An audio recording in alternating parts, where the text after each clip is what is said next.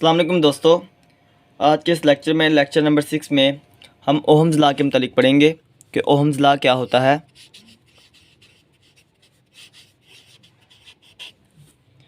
Ohm's law होता है V is equals to I R.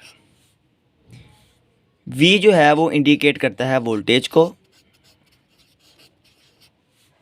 I indicate करता है करंट को और R इंडिकेट करता है रेजिस्टेंस को।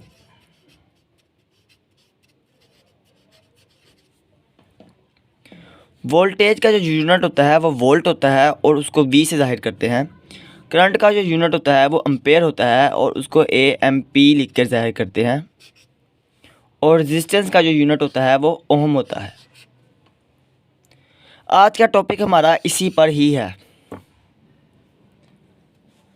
टॉपिक ये है कि हमारी जो आर्डिनो है वो 5 वोल्ट की है, वो हमें 5 वोल्ट प्रोवाइड करती है। अगर हम 5 वोल्ट के आगे एक रेजिस्टेंस लगा दें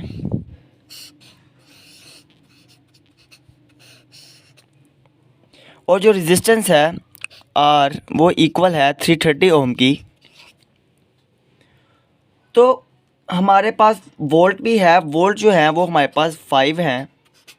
R की वैल्यू भी है, R जो है हमारे पास 330 ओम है। हमारे पास वैल्यू ऑफ करंट नहीं है। हमने I को कैसे फाइंड करेंगे? तो I को फाइंड करने के लिए हम जो फॉर्मूला अप्लाई करते हैं, जो रूल को अप्लाई करते हैं, उस रूल्स को ओहम्स लॉ कहते हैं। और वो क्या है? V is equals to I R. V I R. अगर हमने वोल्ट को फाइंड करना है तो V is equals to I R, यानी कि आई आर को आपस में मल्टीप्लाई कराएंगे तो हमारे पास V आ जाएगा। अगर हमने I फाइंड करना है तो V डिवाइड कर देंगे R के साथ तो हमारे पास I आ जाएगा, यानी कि V ओवर R। और अगर हमने R फाइंड करना है तो R is equals to V over I, यानी कि वोल्ट को करंट पर डिवाइड करेंगे तो हमारे पास रेजिस्टेंस की वैल्यू आ जाएगी। अब हमने फाइंड करना है I, तो I is equals to V over R। I is equals to V over R। तो V क्या है? 5 वोल्ट। R क्या है? 330 ओम।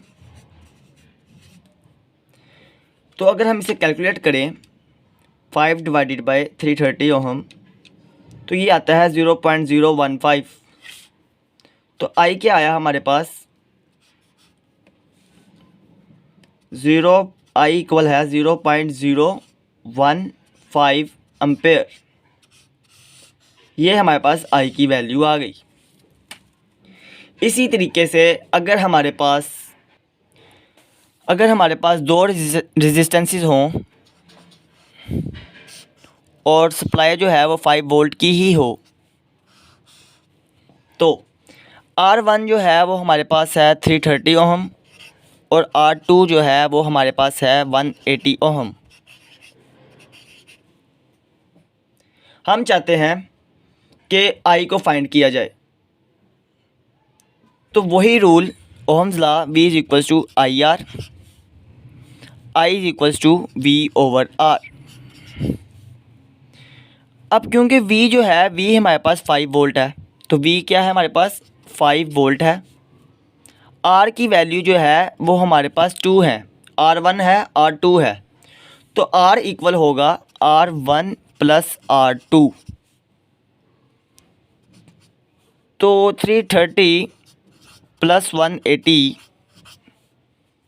अगर हम करें तो आता है 330 प्लस 180, तो ये आता है 210। 330 प्लस 180 ये आता है हमारे पास 510। तो R की जो वैल्यू है वो हमारे पास आ गई 510। तो V is equals to I R, तो I is equals to V over R।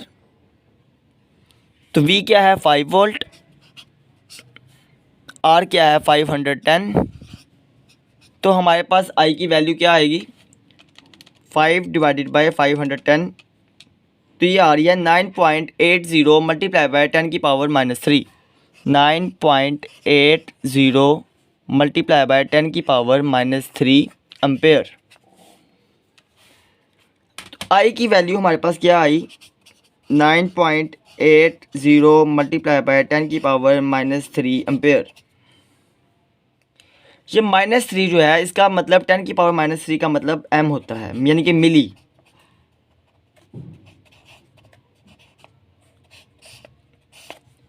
m को इंडिकेट करता है, तो इसे हम इस तरह भी लिख सकते हैं 9.80 मिली एम्पेयर।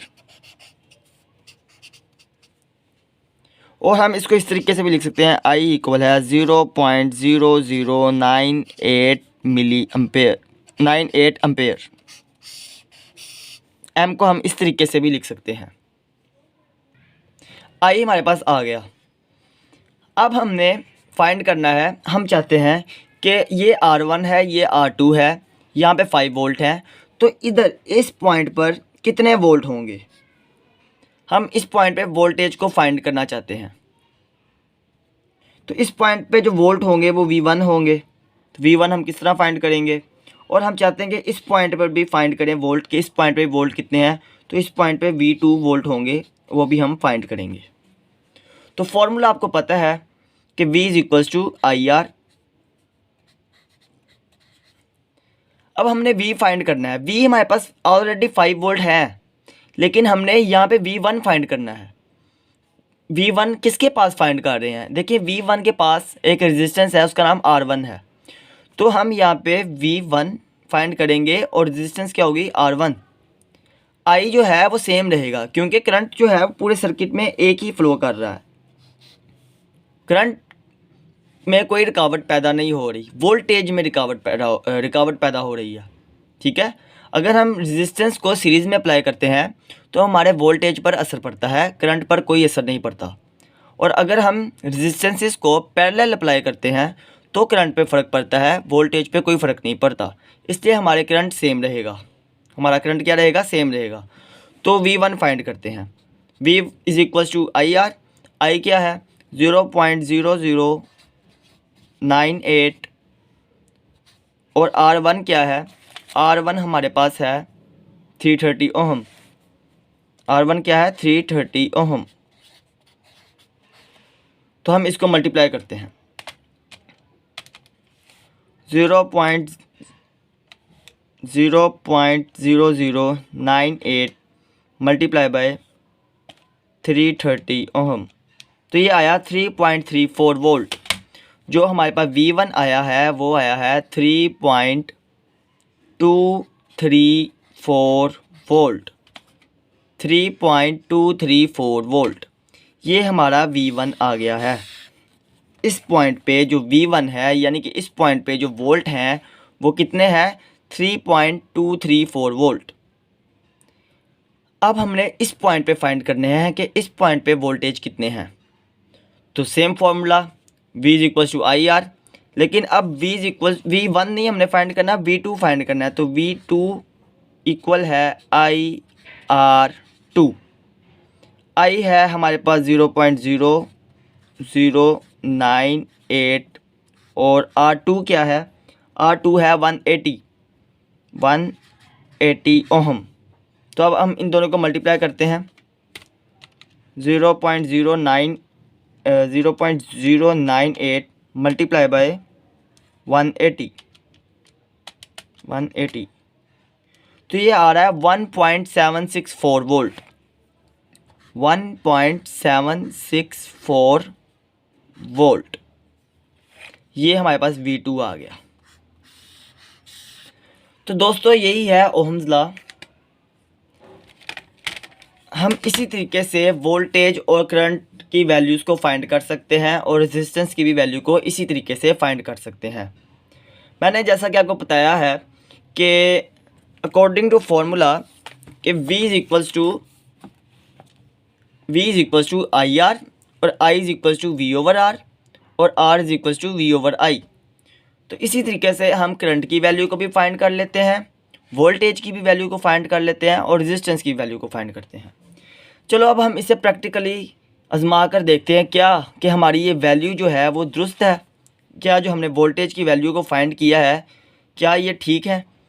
तो हम एक ये रेजिस्टेंस का सर्किट जो है उसको बनाते हैं, उसको 5 वोल्ट प्रोवाइड करते हैं और देखते हैं कि क्या हमारी वैल्यूज़ ये आती हैं। नाउ जी, तो हमारे पास ये दो रेजिस्टेंसेस हैं, ये है 180 ओम की, सॉरी 330 ओम की है ये वाली रेजिस्टेंस, और ये जो है ये है 180 ओम की। ये फोकस ज़रा हो जाए, ये देखें ये 180 ओम की है और ये है 330 ओम की। तो हमने बिल्कुल इसी तरीके से, जिस तरीके से ये दोनों रेजिस्टेंस की जो एंड है ये आपस में मिल रही हैं, दोनों रेजिस्टेंस की जो एंड है ये आपस में मिल रही हैं, तो हम इसी तरीके से ये 330 ओम की एक रेजिस्टेंस लगाएंगे।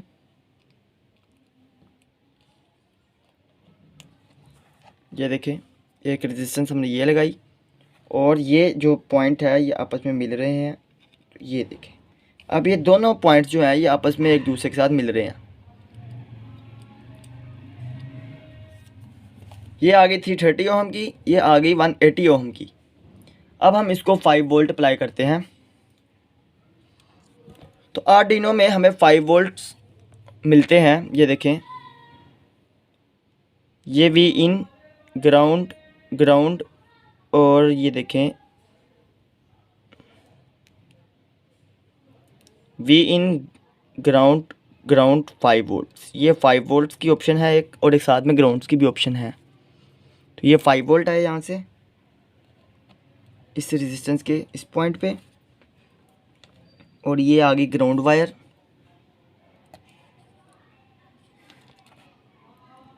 इस पॉइंट पे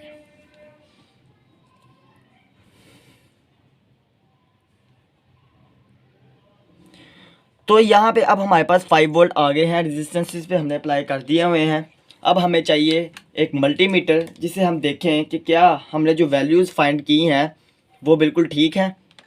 तो ये आ गया मल्टीमीटर, इसे हमने सेलेक्ट किया वोल्टेज की रेंज में डीसी वोल्ट, ठीक है। तो इस पॉइंट से लेकर इस पॉइंट तक तो हमारे पास 5 वोल्ट होंगे जो कि हमें आर्डिनो से आ रहे हैं। क्या चेक करते हैं, एक मिनट मैं ज़रा इसको ये देखें 5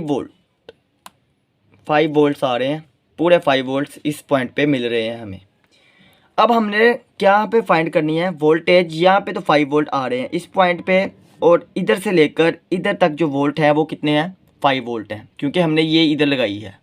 अब भी हमने इन दो पॉइंट्स पे ऐसे रख के चेक किया है तो हमारे पास 5 वोल्ट आए हैं। अब हमने ये V1 फाइंड करना है। V1 जो हमारे पास हमने जो कैलकुलेट किया है वो हमारे पास आया है 3.234 वोल्ट। तो क्या देखते हैं कि ऐसा ही है, हम यहाँ पे लगाएंगे एक,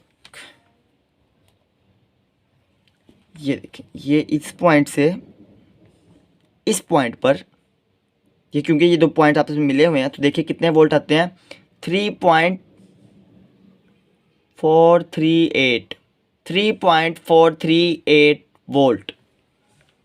तो क्या आ रहा है हमारा आ रहा है 3.234, राउंड अबाउट इतने ही आ जाते हैं जितने इसके अंदर शो हो रहे हैं वो इतने ही हैं। हमारी जो वैल्यू है बिल्कुल ठीक आ रही है 3.234 वोल्ट, और वो पॉइंट्स में चेंजिंग हो जाती है बिकॉज इसकी अपनी भी तो रेजिस्टेंस होती है तो उसकी वजह से थोड़ी चेंजिंग आती है, लेकिन ये बिल्कुल एग्जैक्ट वोल्टेज बता रहा है 3.234 वोल्ट। ये देखें इसको हमने इधर रखा और इधर रखा 3.446, राउंड अबाउट उतने ही वोल्टेज हमें बता रहा है जितने हमने फाइंड किए हैं।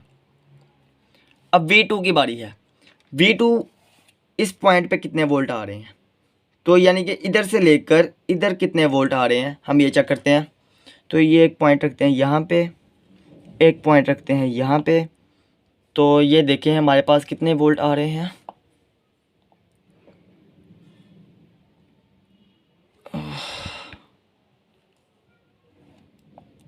रेजिस्टेंस जो है वो हिल गई है।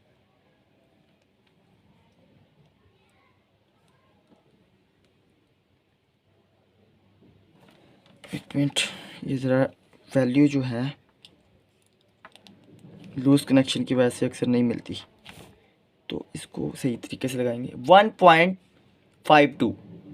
देखें एक वायर मैंने एक यहाँ पे लगाई है और एक यहाँ पे, तो कितना आ रहा है 1.557।